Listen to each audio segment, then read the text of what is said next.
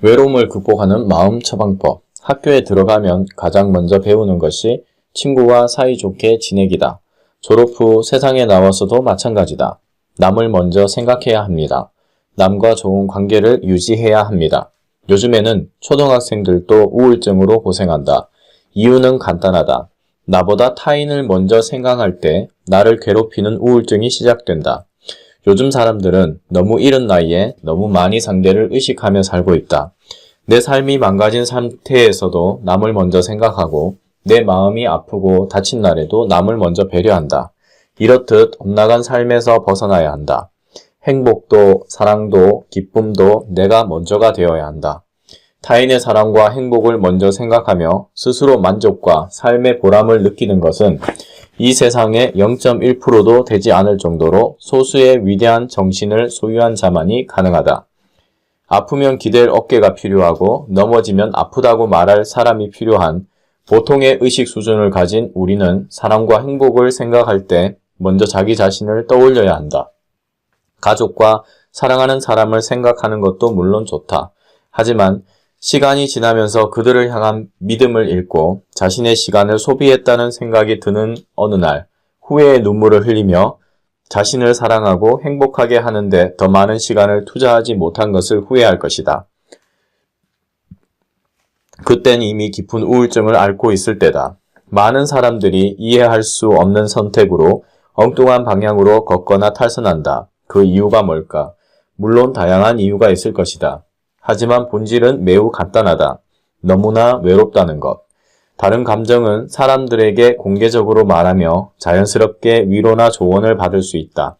하지만 외로운 감정은 성격이 조금 다르다. 직접적으로 말하기도 힘들고 말하는 것만으로는 치유가 되지도 않는다. 오히려 나의 치부를 드러냈다는 생각에 마음이 불편해질 뿐이다. 나는 대가들의 삶을 분석한 끝에 그들이 수많은 불안과 외로움을 이겨낸 마음 처방법을 발견했다.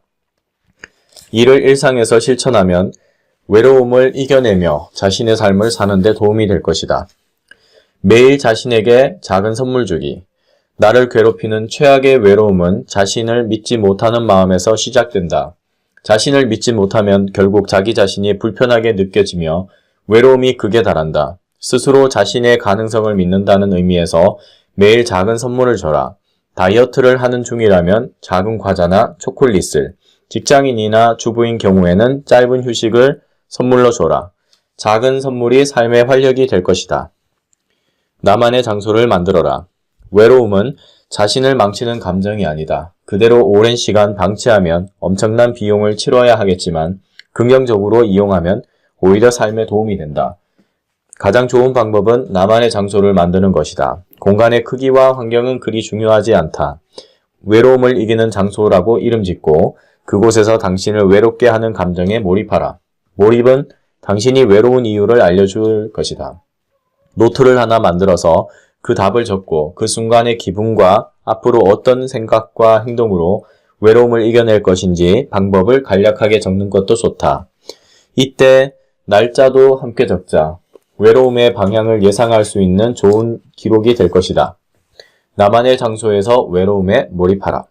결과를 생각하지 말자. 무슨 일을 하든 결과만 생각하는 사람들이 있다.